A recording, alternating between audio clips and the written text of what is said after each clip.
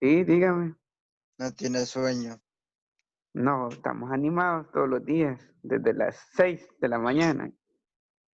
Ay, no, ve, profe. Bueno, vamos a arrancar entonces en honor al tiempo para ser breves con esta presentación de los contenidos. Yo sé que estamos un poco ocupados con las guías integradoras individuales, así que tengan muy buenos días. Me alegra escucharles y tenerlos presentes de nuevo en esta clase virtual, a sabiendas de que la semana pasada fue bien caótica para el país debido a la tormenta tropical Cristóbal, la cual ha dejado muchos estragos en el país, pero me alegra de que nos encontremos bien de salud y eso es lo más importante. Así que para este día, como les mencioné, vamos a seguir con el abordaje de contenidos previo a la semana próxima, que vamos a cambiar drásticamente la dinámica acá en Zoom, ya que ahora ustedes serán los ponentes acá en esta plataforma. Así que los contenidos que vamos a desarrollar para esta semana son dos. Para este día vamos a lo que es abarcar el ciclo de Carnot, que tiene que ver con las máquinas térmicas, los motores, como el motor de un tren a vapor, asimismo maquinaria que usa calderas, la energía producida en una caldera para generar trabajo y por ende hacer funcionar toda una máquina. Así también estaremos abordando la entropía, que es el último tema de unidad, que es la segunda ley de la termodinámica, la cual tiene que ver con el desorden. Si nosotros nos preguntamos por qué las cosas siempre se oxidan, van arruinándose con base al tiempo, pues tiene que ver con esta segunda ley de la termodinámica, que es la entropía. Así que vamos a leer un poco los indicadores de logro, describir con interés las fases del ciclo de Carnot, explica, indaga la segunda ley de la termodinámica, que es la entropía. Si gustan, anotamos la agenda de trabajo para esta semana. Vamos a tener como primer punto introducción a los contenidos, ciclo de Carnot y la entropía. Segundo punto, desarrollo teórico del tema a través de ejemplos de la vida cotidiana. Tercer punto, explicación de cómo realizar los ejercicios respecto a la entropía. Y cuarto punto, conclusiones y cierre. Así que hagamos la anotación de la agenda en su cuaderno y al finalizarlo de hacerlo, me confirma en el chat, por favor.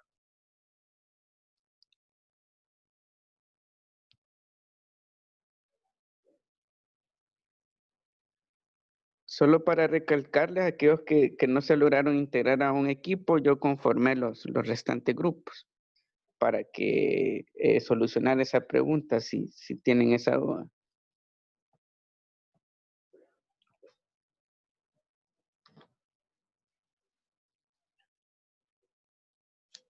Profe, Sí, dígame. acerca de los grupos que usted dijo, eh, ahora los enviaría o... Sí, ahora se lo voy a hacer llegar al grupo de WhatsApp y asimismo la guía examen para que vean los puntos que se van a desarrollar. Pero antes voy a hacer la calendarización para compartírselas de una vez, para que ustedes agenden la fecha en que les correspondería defender. Pero lo que sí les puedo decir de que va a haber mucho tiempo, no se preocupen, yo sé que esta semana estamos ocupadísimos con individual e integradora, sin embargo hay un buen margen de tiempo para que hagan y tranquilos la actividad. Ok. Gracias, Fernando, por confirmar.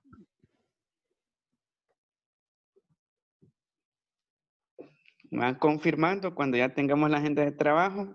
Como les planteo siempre, si se quedan en algún punto de anotación, ya sea en agenda o ideas de los temas, no se preocupen que yo posteriormente le facilitaré la presentación. Gracias a los que ya están confirmando. Gracias, Harrison.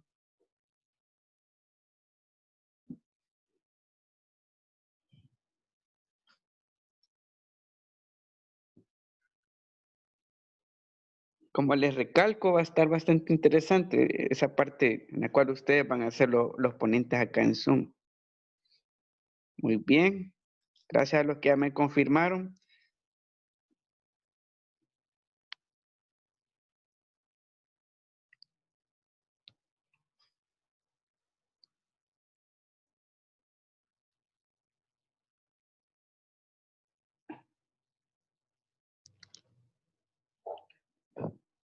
Van confirmando los demás y ya estamos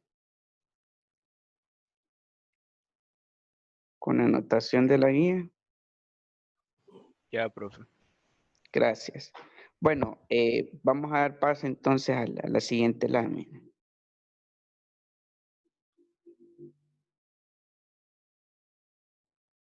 Permítanme.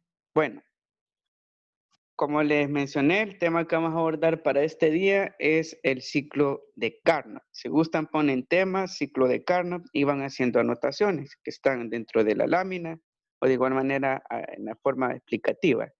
Bueno, cuando hablamos de un ciclo, para referirnos propiamente al término y adentrarnos ya propiamente a esta aplicación de las leyes de la termodinámica para el funcionamiento de maquinaria, cuando nos referimos a un ciclo, ¿qué significa? ¿Qué entendemos por ciclo? Todos dicen, el ciclo de la vida, que nacemos, que crecemos, que nos reproducimos, morimos. Hablan también del ciclo del agua, en sus 3 estados, líquido, luego pasa a vapor y luego precipita en forma de lluvia.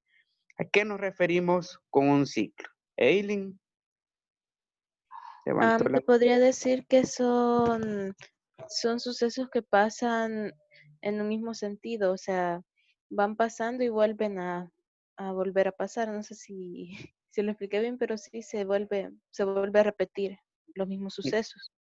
Muchas gracias. Muy bien, cuando hablamos de un ciclo, como por ejemplo el ciclo del agua, ¿qué pasa con el agua? Comienza líquido, ingresa a un estado de vapor, se condensa y precipita. Regresa a su estado inicial, que es líquido. Y cuando hablamos de un ciclo, en efecto, lo podemos definir como una sucesión de pasos o de fases que llegan a la culminación de un proceso, como por ejemplo la vida, tiene un inicio, que es cuando nacemos. Luego llega al final del proceso y con la reproducción reinicia otro proceso. Y por tanto, cuando hablamos de un ciclo, todas estas fases son consecutivas y siempre la fase final va a dar apertura a un nuevo comienzo. Y cuando hablamos de Carnot y este ciclo en específico, nos vamos a referir a el funcionamiento de las máquinas térmicas en razón de los 4 procesos termodinámicos que ya estuvimos abordando la vez pasada. ¿Cuáles son esos 4 procesos termodinámicos? ¿Voluntario que me los mencione? ¿Un voluntario? ¿Cuáles son esos 4 procesos termodinámicos? Yo, profe. Sí, dígame. El isotérmico, isométrico, adiabático y isobárico. Muchas gracias. Y esos 4 procesos son los que se llevan a cabo en el ciclo de Carnot. En otras palabras, para planteárselo de forma más gráfica, todos estos procesos, el inicio de todo el proceso, que son los 4 microprocesos, por decirlo así, es el proceso adiabático. ¿Qué pasa en el proceso adiabático? En el cilindro, en el pistón, de que debido a la temperatura, en el caso del gas se encuentra expandido. Luego pasa al siguiente proceso, que es el isotérmico. Hay una compresión del gas, luego pasamos a lo que es al isométrico, se mantiene constante la presión del gas, ocurre la explosión y luego llegamos al isobárico, que es cuando se expande el gas. Y básicamente ese funcionamiento de estos 4 procesos explica el funcionamiento del motor térmico, para ponerles el ejemplo de el tren a vapor. No sé si ustedes han ido al Museo del Ferrocarril. No sé si ya han visitado ese museo o se han subido al tren que hay ahí a vapor. Sí, profe. Vale, si ustedes se fijan, a quienes hemos ido y han visto y se han subido al tren, en el paseo en el tren es base vapor. Tiene una caldera en el interior en la cual se le suministra lo que es carbón, se somete a combustión el carbón y hay otra recámara donde hay agua líquida. ¿Y qué pasa con esa agua líquida? Como todos sabemos, cuando se le suministra el calor al agua, entra en un proceso de ebullición y se convierte a vapor. ¿Y qué va a suceder? de que ese vapor genera presión acá en estas áreas que les estoy señalando con el puntero. Todos esos bordes que sobresalen del tren son pistones, pero pistones de gran tamaño. Y lo que ocurre es que ese vapor de agua entra en la cámara de esos pistones, de esos cilindros, y genera de que se expandan, que ocurran los 4 procesos termodinámicos. Comienza el adiabático, luego pasa al isotérmico, posterior al isométrico y por último al proceso isobárico. Y eso hace de que el pistón se expanda y se contraiga, se expanda y se contraiga, y por ende haga de que las ruedas del tren empiecen a rotar, a girar. No sé si ustedes han visto en las películas, de que comienza lento, que se mueve todo el engranaje del tren, y eso hace de que empiecen a girar las ruedas. Pues todo ello viene a partir de lo que ocurre en esos pistones, que funcionan con base a la energía térmica, puro calor. Y da como resultado de que la energía térmica se transforme en trabajo y el tren pueda desplazarse. Y así como en el caso del tren a vapor, tenemos un sinfín de ejemplos, ya que todas estas formas de ingeniería surgieron a partir de la revolución industrial. No sé si ustedes han escuchado de la revolución industrial, o cuál es la principal característica de la revolución industrial. En sociales, de seguro lo han visto. ¿Qué han aprendido de la revolución industrial? ¿Y cuál fue como el boom de la revolución industrial? ¿Sí? ¿Qué han escuchado de la revolución industrial? ¿Alguna idea?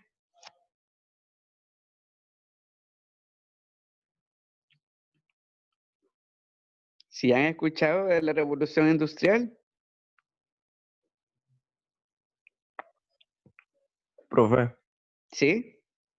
que no, la revolución industrial era un proceso de transformación económica. Ujú. Y ese proceso de transformación económica, el boom que permitió esa transformación, ¿cuál fue? Las primeras tecnologías de esa época. Muchas gracias. Y esas primeras tecnologías funcionaban con base al ciclo de Carnot.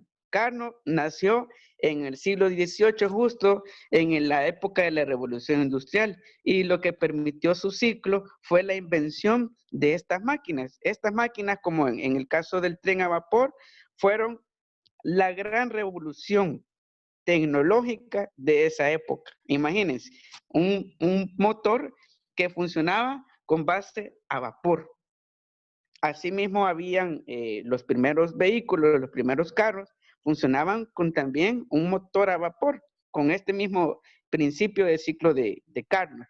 Y básicamente, como les mencioné, en la cual la energía térmica la transformamos en los pistones a través de los gases encerrados. Utilizamos la ley de los gases encerrados de Boyle y Lusac para poder generar trabajo. Básicamente, a eso se refiere el ciclo de Carnot. ¿En qué otros motores consideran que aplica el ciclo de Carnot, aparte del tren a vapor? ¿En qué otras tecnologías han visto la aplicación de estos motores? En la plancha de vapor. ¿Y allí de qué forma se generaría trabajo en la plancha? En- Porque la cuestión es de que ese vapor sea utilizado para generar trabajo, que se mueva el objeto, como el tren. Mm, Sí, allí en ese caso sería más como la utilización del calor para un fin en el cual no hay trabajo, pero sí aplicaría como un uso del calor, pero no del ciclo de Carnot. Profe, en los ¿Sí? barcos. Muy bien. El claro ejemplo de barco, está una película ahí, donde hay un romance ahí y termina muriendo El uno. Titanic. Titanic.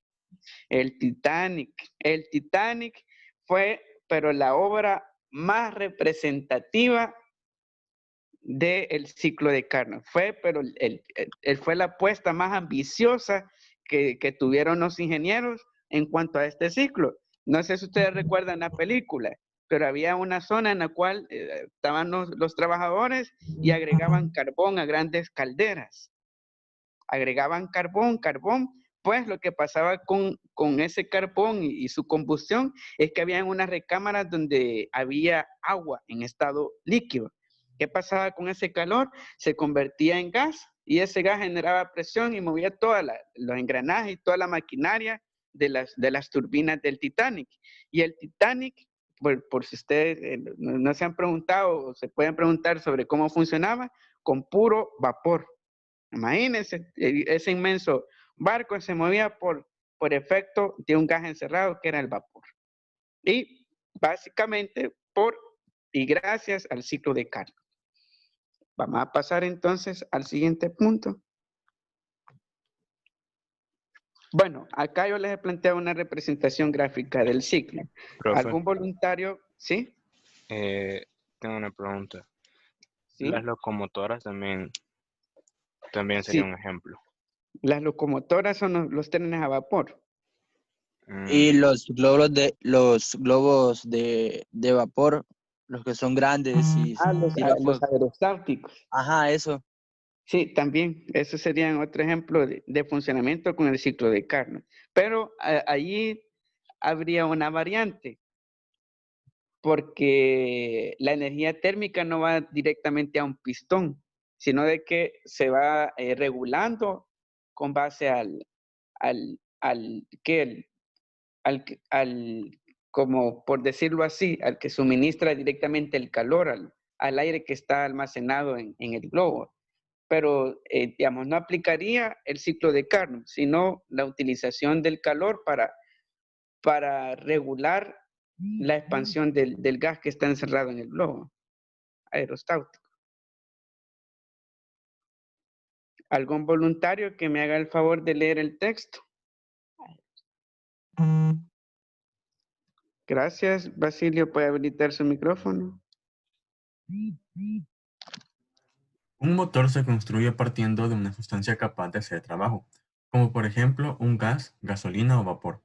A esta sustancia se le somete a diversos cambios de temperatura y a su vez experimenta variaciones en su presión y su volumen. Muchas gracias. Acá vemos un aspecto, pero muy, muy importante del ciclo de Carnot.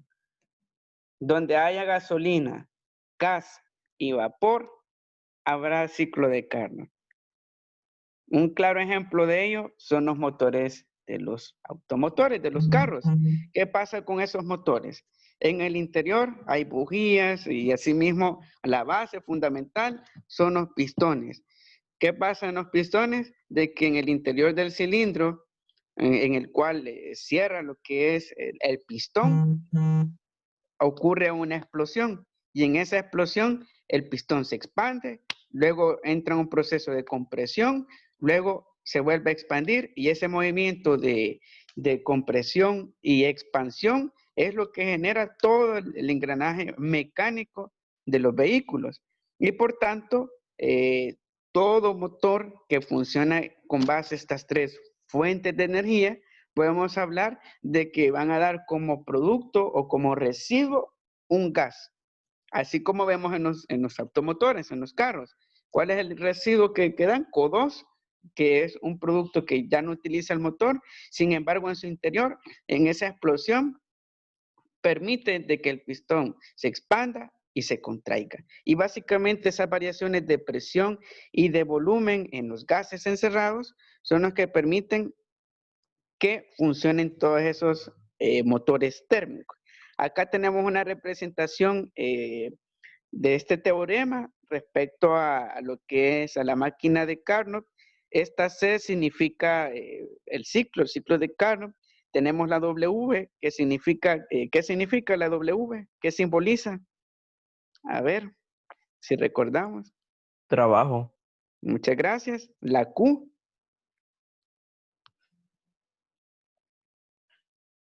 Cantidad de calor. El calor. Gracias, calor. La T, temperatura. Y si podemos observar, hay dos temperaturas, lo que les decía del ciclo. Tenemos la temperatura inicial, en la cual comienza el proceso. Luego llega el punto donde se realiza trabajo, que es el punto cerca del ideal. Luego pasamos a ese punto donde ocurre el proceso de trabajo, que es intermedio a Q1 y Q2, a ambos calores que se producen en las diferentes temperaturas, y hasta que llegamos al final del proceso en la temperatura 2. Y luego regresamos de nuevo a T1. O sea, es bien interesante este ciclo de que al final del proceso, al final de la temperatura 2, regresamos de nuevo a la temperatura inicial. Y acá vemos en esta gráfica cómo evoluciona en el tiempo. A significa el inicio del proceso. Las fases iniciales del ciclo, como pueden ver, asciende la presión y asimismo también el volumen del gas. Llegamos al punto máximo de producción de trabajo, así como las locomotoras tienen un límite de producir trabajo y así también un límite de velocidad. Pues cuando se llega a ese límite de trabajo realizado, disminuye la velocidad del calor hasta que llegamos al estado inicial. Y luego para poder volver a acelerar, así como sentimos ese empuje, incluso en los carros, es cuando vuelve a iniciar el proceso. Y así básicamente se mantiene un estado inicial, un estado final de temperatura. Es casi perenne lo que es este ciclo. Vamos a pasar entonces a la siguiente lámina. Acá está la demostración un poco más compleja sobre Carnot. Este es el teorema matemático. Tenemos lo que es las temperaturas que les había mencionado, T1 y T2. Acá tenemos estas líneas que representan lo cíclico del proceso de Carnot. Llegamos a Q, en el cual inicia el proceso. Como podemos ver, esa ahí representa el inicio del proceso. Luego tenemos diferentes variantes en la producción de calor. Llegamos a la temperatura final, que es el máximo estado térmico en el que puede llegar lo que es el motor. Luego vamos a un Q reversible. Vamos de regreso al proceso, que es esta R, que significa reversible, hasta que llegamos de nuevo a T1, a temperatura 1. Y básicamente, como les recalco de nuevo, el ciclo de Carnot consiste en eso. Llegamos al estado inicial del proceso, a la generación de calor, a la producción de trabajo, llegamos al máximo de temperatura, luego regresamos al estado inicial. Y así consiste lo que es este ciclo. Vamos a pasar entonces a los ejemplos de los ejercicios. ¿Algún voluntario que me haga el favor de leer el primer problema? Yo, profe. Gracias. Ejemplos para cómo realizar los ejercicios. Un motor a vapor de un tren monta carga que realiza un trabajo de 7500 joules. Si el proceso termodinámico, la caldera pierde 200 joules de calor, ¿es un motor eficiente? Muchas gracias. Acá tenemos este problema en el cual tenemos un motor a vapor de un tren, de una locomotora, de las que tienen muchos vagones y que desplazan grandes cargas a largas distancias, así como para ponerles un ejemplo, el famoso tren La Bestia, que va de México hasta los confines, ya los limítrofes con Estados Unidos y México. Y en el caso de este motor realiza un trabajo de 7542 joules y en el proceso, como todos sabemos, la caldera no es un sistema aislado, un sistema termodinámico aislado, sino que es un sistema termodinámico cerrado y siempre se pierde energía y en razón de ello se pierden 200 joules de calor para poder producir 7542 joules de trabajo. Ahora bien, como podemos ver en el ejercicio, tenemos dos datos. Tenemos el dato del trabajo y así también tenemos el dato del calor. Trabajo W, 7542 joules y calor 200 joules. Ahora bien, para poder calcular lo que es la eficiencia, que eso es lo que nos está pidiendo el problema, si es eficiente o no es eficiente este motor, debido a que pierde 200 joules, sin embargo realiza un trabajo de 7542 joules, vamos a verlo con la siguiente fórmula. Esta letra que parece una E en forma de letra de carta, es una letra griega que significa eta. Esta significa eficiencia. Y la eficiencia del motor va a ser igual al trabajo, a la W dividido entre Q, que es el calor, y lo que nos dé lo vamos a multiplicar por 100. Sustituyamos, veamos cómo nos resulta. Tenemos 7.542 joules entre 200 joules por 100. Hacemos la operación de la división. 7.542 joules entre 200 joules nos resultará 37.71. Ahora de que tenemos ese valor de la división, multiplicamos por 100.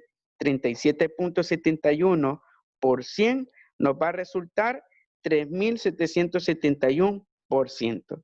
¿Qué significa eso? Si supera el 100% y está al 1.000, al 3.000, tenemos acá en este caso este motor, 3.771% para ser exacto, significa de que este motor de esta locomotora es de alto rendimiento, ya que podemos observar de que en efecto la cantidad de calor cedido por parte de la caldera es bajo en comparación al trabajo realizado. Por tanto, estamos presenciando lo que es un motor de alto rendimiento y por ende eficiente. Así que alguna duda, pregunta de este primer ejemplo para calcular la eficiencia de un motor térmico. ¿Alguna duda o pregunta con este primer ejercicio? No, profe, todo claro. Gracias por confirmar. Los demás, ¿tenemos claro cómo es el procedimiento para resolver los ejercicios? En este caso, este primer ejemplo. Sí, profe. ¿Puede volver a explicar? Bueno, vamos a iniciar la explicación. Para iniciar, la fórmula nos dice de que la eficiencia, que es este símbolo que parece una E, va a ser igual a W, que es el trabajo, dividido entre el calor, y al hacer esa división, lo que nos resulte lo vamos a multiplicar por 100. Sustituimos con los valores que nos da el ejercicio, 7.542 joules entre 200 joules por 100. Hacemos la operación de la división, como les mencioné, 7.542 joules entre 200 joules nos dará 37.71. Ese 37.71 lo multiplicamos por 100 y ya nos va a resultar el valor de la eficiencia, que en este caso es de 3.771%. ¿Qué significa? Como está por encima del 100% y está al 1.000, en este caso está al 3.771% de eficiencia, podemos afirmar de que es de alto rendimiento este motor. Por tanto, al ser montacarga, ahí nos está diciendo el mismo ejercicio de que realiza grandes trabajos en grandes distancias. Y hasta ahí llega el procedimiento. Ahora sí quedó claro para quien me mencionó que lo volviera a explicar. Sí, quedó claro, profe. Muchas gracias. Bueno, si está claro, vamos a pasar entonces al siguiente problema. Este problema es menos complicado de resolver, ya que acá encontramos la eficiencia no con base al trabajo y al calor, sino con temperaturas. Tenemos el problema, nos dice calcular la eficiencia ideal de una turbina a vapor de un barco transatlántico si la caldera está a 1216 Kelvin y el reservorio frío a 60.8 Kelvin. Si ustedes se preguntan qué es el reservorio frío, es una reserva de agua a baja temperatura para poder enfriar las calderas. Si en dado caso se dispara la presión del gas. Es una forma para poder regular la temperatura. Y tenemos de que la caldera es de 1216 Kelvin. Con base a estas dos temperaturas, temperatura caliente 1216 Kelvin y temperatura fría 60.8 Kelvin, vamos a pasar a la fórmula. Para calcular la eficiencia en este caso, como podemos ver, se conserva lo que es el mismo símbolo de eficiencia, pero veamos la fórmula. La eficiencia va a ser igual a la temperatura caliente menos la temperatura fría. Y lo que nos dé de esa resta lo vamos a dividir entre la temperatura caliente. Sustituyamos con los datos que nos da el ejercicio. 1216 Kelvin menos 60.8 Kelvin y eso lo vamos a dividir entre 1216 Kelvin. Hacemos la operación de la resta. 1216 Kelvin menos 60.8 Kelvin nos da 1155.20 Kelvin. Pues ese valor lo vamos a dividir ahora entre 1216 Kelvin.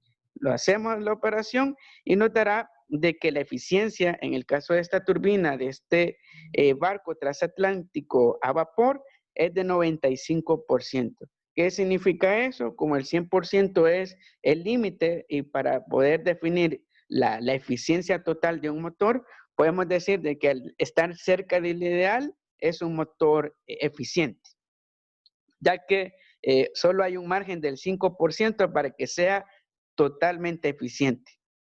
Y hasta acá llega el ejercicio, hasta este punto. ¿Alguna duda o pregunta sobre este segundo ejercicio? Profe, ¿y de dónde saca esa T caliente? ¿Por cuánto se va a dividir? La T caliente es la ya. Ah, pues gracias. Bueno, la T caliente es la temperatura caliente. Levantaron una mano, Gabriela, creo que fue. Ah, bueno, ya la bajaron, quizás fue accidental. No, y profe, entonces cuando sea 100% es ideal. El 100% es el ideal, pero si está del 90 en adelante, podemos decir de que es eficiente el motor. Pero si está por debajo del 90%, es un motor que le va a generar problemas, va a perder mucho calor con respecto al trabajo generado. Ok, profe, gracias. Ustedes se preguntan si estas fórmulas tienen aplicación. Sí, los ingenieros, todos los que producen máquinas a vapor o maquinaria o ensamblan motores, como los de los vehículos, usan todas estas fórmulas para calcular la eficiencia. Lo de los carros, de los galones por kilometraje, todo eso viene de esta fórmula. Con base a esto calculan eficiencia para ver qué tanto rendimiento tiene un motor en razón de la cantidad de energía que va a consumir para producir ese trabajo. ¿Alguna otra pregunta? ¿Estamos claros entonces con este segundo ejercicio? Profe, ¿Estamos claros? ¿Sí? ahora no va a pedir apuntes de la clase, va. Ahorita vamos a la parte aplicativa, pero vamos a hacer algo para que no se cierre de golpe porque ya me está reclamando el tiempo acá Zoom. Voy a terminar ahorita la sesión con esta parte explicativa de los ejercicios y vuelven a entrar en este momento en el mismo enlace que está en el grupo para que no nos corte las ideas, por favor. Ok. Vuelven a ingresar en el enlace que está en el grupo porque vamos a pasar a la parte aplicada de la sesión. Así que voy a terminar en este momento la reunión.